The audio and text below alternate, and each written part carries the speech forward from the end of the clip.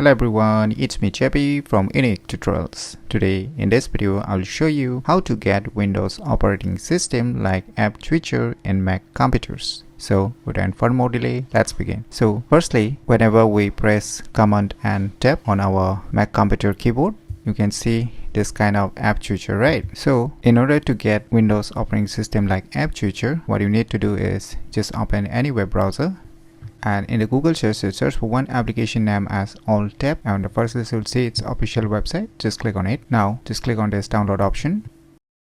So finally the file has been downloaded, so let me go to the folder where it is being downloaded and let me close this web browser. Now just double click it to extract this zip file.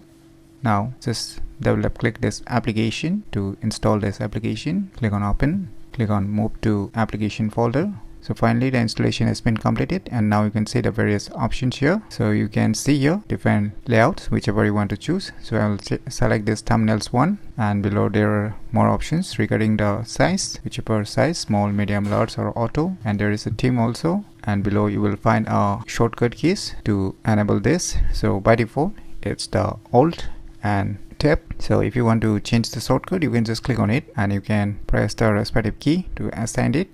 And similarly you can change this key to whichever you want to select.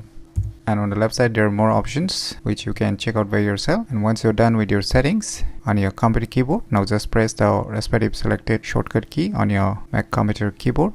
So finally you can see we have got the Windows operating system like app switcher in our respective Mac computers. So if you never known about these cool tricks, then you should definitely give it a try. So if you find this video tutorial useful, please click on the thumbs like button, and if you're new to our channel, click on the subscribe button, and lastly, thanks for watching.